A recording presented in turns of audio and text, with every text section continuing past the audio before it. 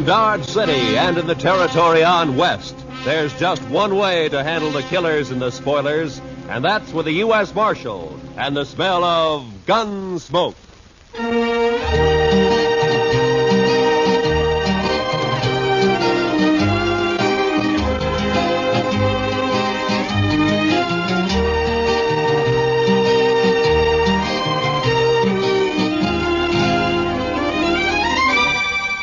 Gunsmoke, starring William Conrad. The story of the violence that moved west with young America. The story of a man who moved with it. Matt Dillon, United States Marshal.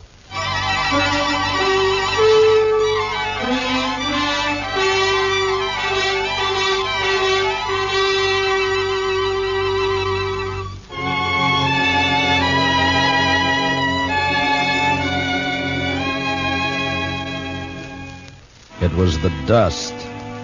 The heat was bad enough in Dodge City, but out on the plain, it was the dust. The sun was a burning red-brown chip in the sky, and the sweat on a man never had a chance to drop. It was blotted and dried with dust. Doc, Chester, and I had ridden to old man Gore's place 10 miles out. He'd had some trouble with one of the hands. Fellow had gone loco with liquor and had been shooting up the cattle. We found him, stripped naked nearby on his haunches, crying, drunk over a parched water hole. Doc had got him to bed and fixed him up some. And now we were heading back for Dodge. Darn horse. Seems he's just bound to stomp all the dust in Kansas in my eyes. Maybe the marshal will buy you a camel, Chester.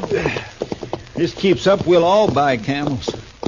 I remember the time back in Waco when I was just Doc, a small... Chester, boy. You see something ahead on the side of the trail there? Yeah, maybe. It looks like some poor calf strayed off and dropped. I don't think so. It looks like a man. Come on.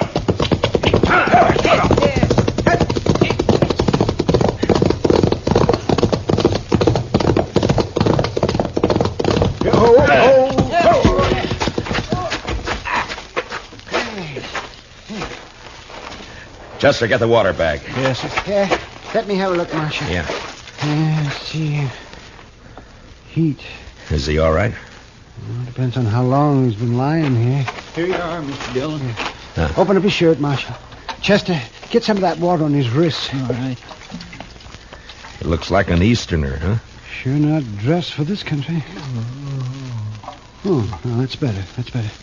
Try to get a few drops in him. All right, Doc. No, not too much, Chester. Not in his nose, Chester, his mouth. Well, my gracious, I'm sorry, Mr. Dillon, but he moved his head. It's not so easy to... Hey, look, he's awake. You're all right, mister. Just take it easy for a bit now. Oh, that this too solid flesh would melt, thaw, and resolve itself into a dew. What did he say? Oh, it's out of his head, Chester. For this relief, much thanks. Forget it. Chester, get around the other side and shade him from the sun. Yes, sir. The sun. I begin to be weary of the sun. I don't blame you. What happened? My wagon shed a wheel, I fear, along the high road. I know not where I am. You're about 4 miles out of Dodge City. Kansas. Kansas. I would give all my fame for a pot of ale and safety. We better get him to town quick. He's in a bad way. He's delirium. You think you can make it on a horse? We'll take him into Dodge.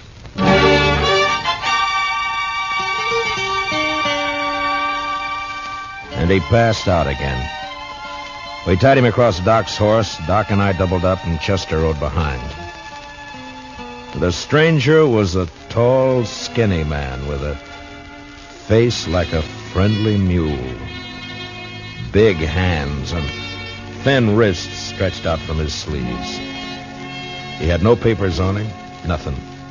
And until he woke up, we wouldn't even know his name. Doc settled him down in the back of his place, and he was still asleep when Chester and I rode out to where we figured he'd left his wagon. Wasn't hard to see when we found it. What color wagon would you call that, Mr. Dillon? Puce, Chester. Puce. I guess so. Seems to be some writing on the side there. Yeah.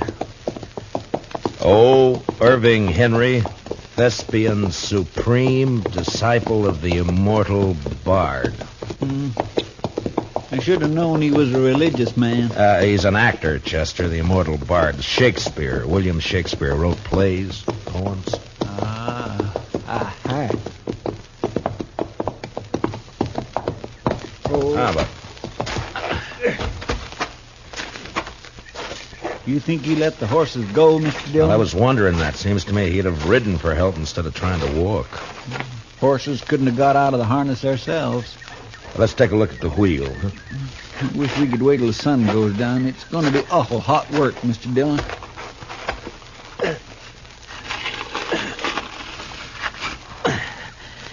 It's not too bad. The pin fell out. Must be another in the box at the back. Take a look, will you, Chester? Yes, sir. I'll prop the wheel up here. Now. Mr. Dillon? Yeah, can't you find it? Will you come here a minute?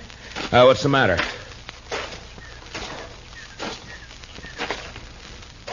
Take a look in there. It took a second or two to get used to the darkness inside the wagon. And then I saw the hand sticking out from behind the trunk. You didn't have to be the doc to know that it was a dead hand. The body was of a man about 40. He was dirty. And in a greasy, torn waistcoat, I found a pocketbook with his name. Sam Matchett. And that was all. Below his left shoulder and his back was a patch of dried blood. And in the middle, a bullet hole. We got the wagon wheel on, hitched up our horses, and drove into Dodge.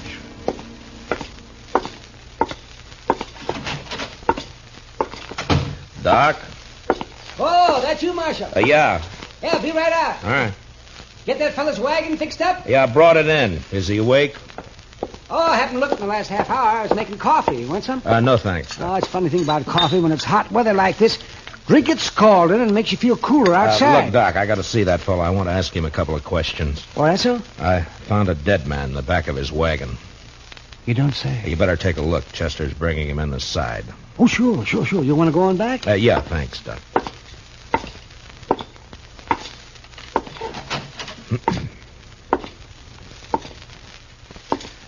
Mr. Henry? Mr. Henry, wake up. Yes, what? Oh. Your name, Irving Henry? Oh, Irving Henry. What is this place? Now, you got to listen to me for a minute. We found your wagon. Ah, Did you let the horses go before you sat on your own? of course. I could not let them remain to die. Well, how come you didn't take one to ride? I have a loathing of horses. I cannot bear one under my body. There is a carafe of water beside the bed. Would you be good enough, Mr. Dillon, Matt Dillon. I'm the marshal here in Dodge City. Here you are. Oh, my thanks. Now, what were you doing with a dead man in your wagon, Mr. Henry? A dead man? A dead man shot in the back, lying in your wagon. This is very midsummer madness. I won't argue about that, but I'll thank you to answer my question. But it is impossible. It isn't true. I say it is. You lie on your throat if you say that I'm any other than an honest man. Look, mister, I didn't say you weren't honest. You're an actor. And you got a fine way of saying things, but murder's murder. I don't care how you say it. Now, I'm asking questions, and I want straight answers. Your pardon, sir. What you tell me, in truth, if it were played upon a stage, I would condemn it as an improbable fiction. I swear to you, I know nothing of a body. Did you come through Hayes City? Yes.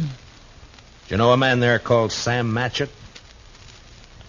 No. You had no trouble in Hayes City. No. What are you doing in these parts, Mr. Henry? I am touring the provinces. An actor eating the bitter bread of banishment. And my talents are not taken for their worth in the East. And therefore, I bring the immortal bard to the hinterlands. And now, sir, that the interview is ended, pray give me leave to depart. I'm sorry, I can't do that. You'll have to stay until we get this thing cleared Mr. up. Dillon, Doc would like to see you. All right, Chester. Stay here with Mr. Henry, will you? Well, sure, Mr. Dillon, sure. How you feeling by now, Mr. Henry? Would you like some more water? These evil manners live in brass. Doc? Right here, Marshal. Yeah. Fill me cup, father's boy. What was that? What'd you find? Well, there's one thing. This man didn't die right away. I mean, not right when he was shot. Is that so? No. More likely bled to death. Inside. Uh-huh. You think he might have been able to climb up in the wagon after he was shot? He might. There's another thing. Yeah? You see the way he's dressed? Now, you take a look at that. What? Help! Come on, Doc. Chester. What's the matter with him? Chester. He took my gun when I was pouring him some water, Mr. Dillon. He must have gone through the window, Marshal. I tried to get it back. It went off. Take care of Chester, Doc. I'm going after him.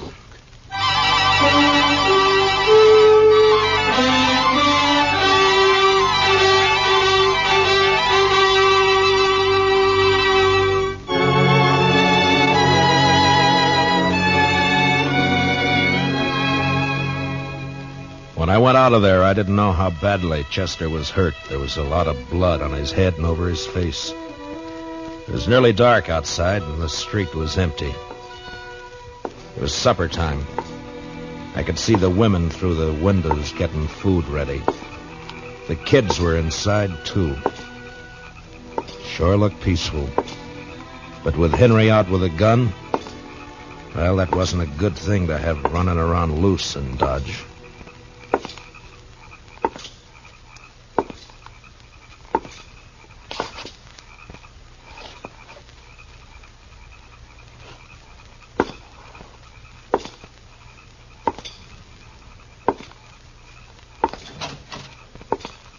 Evening, Mr. Dillon.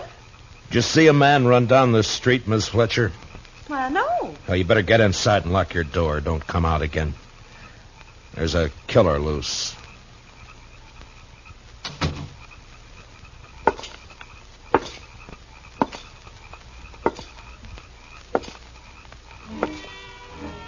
I walked the length of the street, listening, waiting.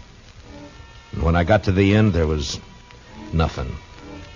He hadn't taken a horse, I'd have heard that. And in a way, I was sorry, because if he'd tried to hide and dodge, there'd be no way to get out of shooting that wouldn't get women and kids hurt.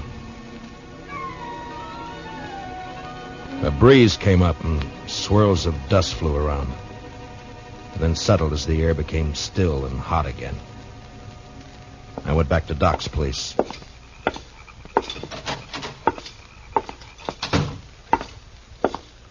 Oh, did you find him, Marshal? No. How's Chester? Oh, I'm fine, Mr. Dillon. Just creased my head. More mess than hurt. Oh, good, Chester. Look, you want to go home or you want to work? I want to work. All right, go down to the office, get yourself another gun, and round up some men, many as you can. As long as Henry stays in town, we're in trouble. Now, keep your eyes open. Meet me back here. Yes, sir, Mr. Dillon. Take my gun with you, and if you see him, watch out. All right, now get going. Yes, sir. Now, Doc, I'm going to have to make you a deputy, too. Well, maybe instead of digging out bullets, I'll be putting some in. It's not funny, Doc. Now, come on. All right, we'll start here. I'll take this side, you take the other. Get the men to go through their houses and tell them to look for their horses. Tell them what's happening. But 10 o'clock that night, as far as we could tell, Henry hadn't left town. There were plenty of places for him to hide, though. We had 50 men out searching.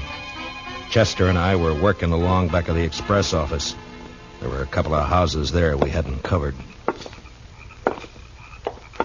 You wouldn't think a man like that'd be a killer, now would you, Mr. Dillon? I never saw a man yet couldn't be, Chester. Depends on your reasons for killing, I guess. Now, let's take a look behind these boxes. Huh?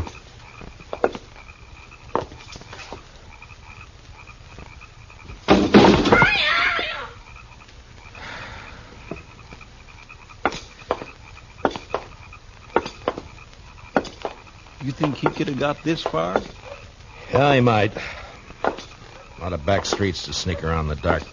That's Miss Cullen's place there, isn't it? Yes, sir. Looks like she's still awake. Light burning back there. Yeah.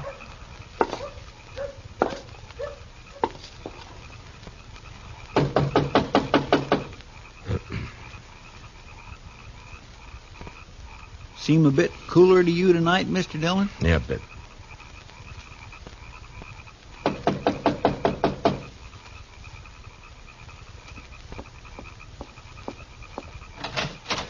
Oh, evening, Miss Cullen. I'm sorry to get you up, but we're looking for a man, a stranger around. He's tall, thin. You seen anyone about tonight? No. No, I haven't. Oh? How's the kids? Oh, they're fine. Thank you, Mr. Dillon. Fine. Uh-huh. Well, you keep the place locked tight, Miss Cullen. Don't let anybody in tonight unless you know who it is. All right. Good night, Mr. Dillon. Good night, ma'am.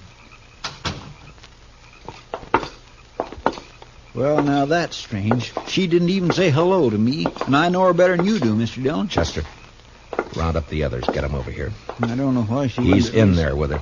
I think he's got the kids in the sleeping room. Oh. Sent her out to get rid of us. Now, I'm going to try and get in. Don't do anything when you come back. Just put the men around the house. Yes, sir.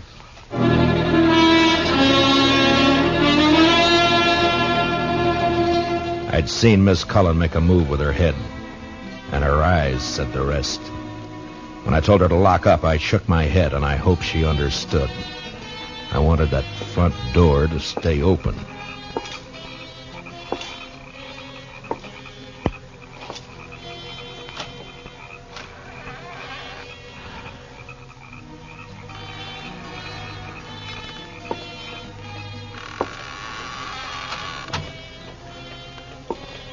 I'll keep my promise as soon as I can. He was in there, all right. I could hear him. I wanted him alive, but I wasn't going to risk hurt to Miss Cullen or the kids getting him. Please. I did what you asked. Don't hurt the children, please. They will never know this night. And in the morning, when they awake...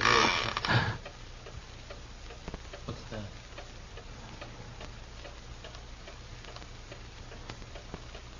You said you locked the door after you. No, don't. Don't. I shall keep the pistol turned to the girl's head now. Someone is here. They try to take me.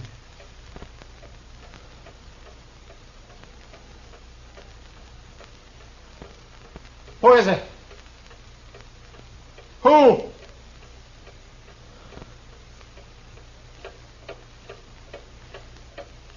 Mr. Dillon, go away. Please. He'll kill us. You lied. You lied. Oh, tiger's heart wrapped in a woman's hide. Listen to me, Marshal Dillon. Throw your pistol in here, and then come in with your hands before you. I have no stomach for child killing, but I will not hesitate to do so.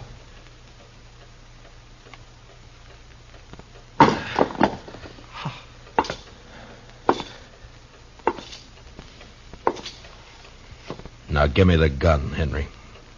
No, You won't be able to get out of this. I must. There is living to be done. You know that fancy talk isn't going to help either. Now, why don't you climb down? What happened to Matchett? Nothing happened to Match. Why'd you kill him? I didn't. In 5 minutes or less, there'll be 50 men or more around here. Now, what are you going to do? I don't know. If you didn't kill Matchett, you'll get a chance. I'll see to that. There's no use going on this way. Give me the gun. I cannot. It is my prop of salvation. No gun is salvation to anybody. Put it down. You must tell the men to go away, Marshal Dillon. I'll have to take one of these children with me for my protection. No! Shed a tear for me, madam. I have the greater need. You do a lot of talking, mister. I'd like to see you turn the gun away from that kid's head. That'd take more than talk, wouldn't it, though? I have no skill with such a weapon. Why should I match with you? I want to live. You're going about it the wrong way. The smallest worm will turn being trod upon. Meaning? You gave me no choice when you brought me here. Would have been better to have left me lying in the dust. You don't understand. You don't know. Well, why don't you tell me? What good would it do? That depends.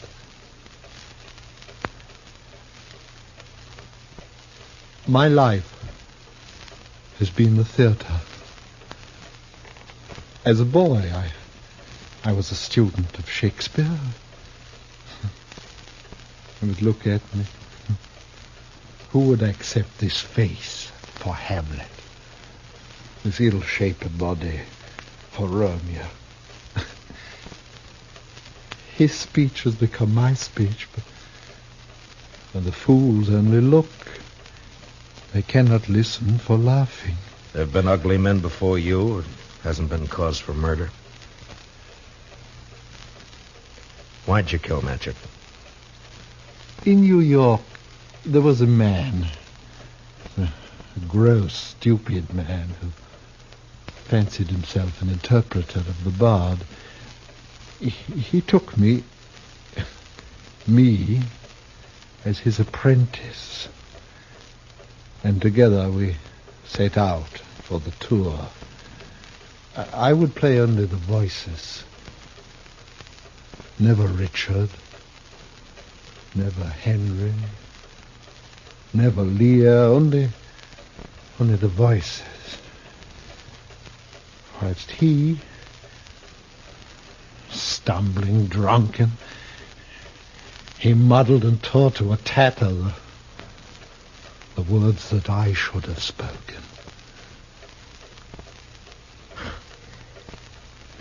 You killed a man because you wanted to play a hero?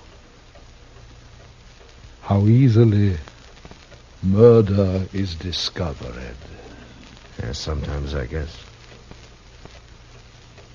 It was yesterday.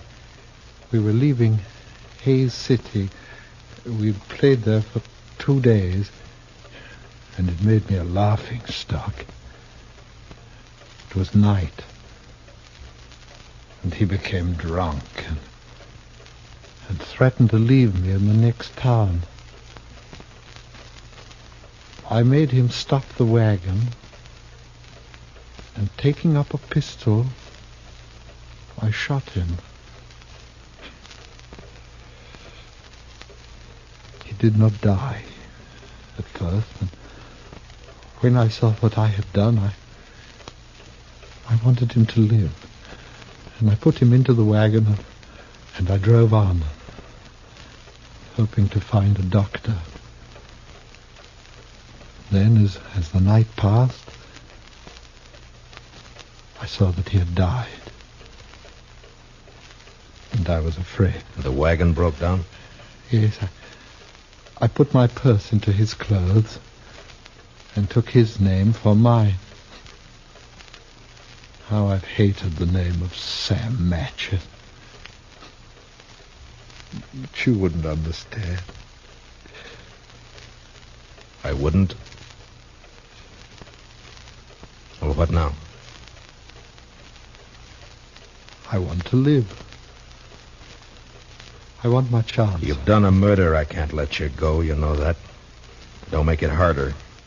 I lost my husband 2 years ago.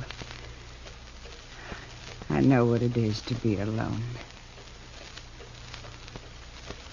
You've been alone, haven't you? I'm sorry. But you killed someone. We may pity, though not pardon thee, eh? I'm going now, Marshal. If you walk out of there with your gun, you're a dead man. Death's a great disguiser. I must have my chance.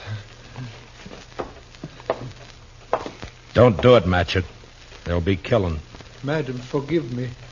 I would not have harmed your children. Matchett, put down your gun. Let me go my way. Please. There are a lot of men waiting for you out there, Matchett. You know what'll happen if you open the door.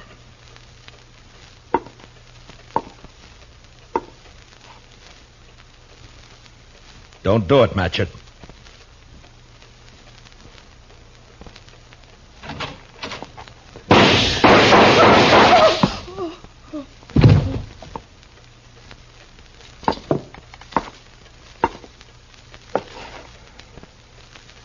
Matchett. To sleep. Perchance to dream. Aye, there's the rub. For in that sleep of death, what dreams may come.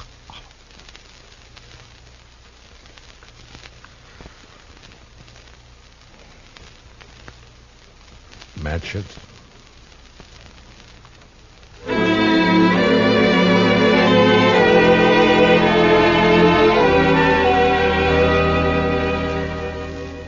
He knew he was going to die. The minute he opened that door, he knew it. And maybe he wanted to, because he fired first, a single shot. We buried him in back of the church, and I found some words in a book to put on his grave. He that dies pays all debts.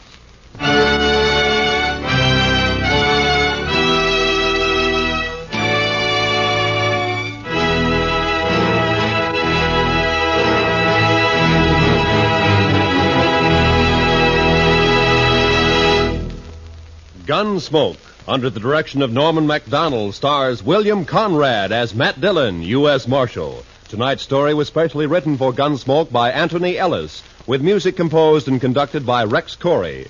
Hans Conried was featured as Henry, with Mary Lansing as Mrs. Cullen. Parley Bear as Chester, and Howard McNear as Duck. Join us again next week as Matt Dillon, U.S. Marshal, fights to bring law and order out of the wild violence of the West in Gunsmoke.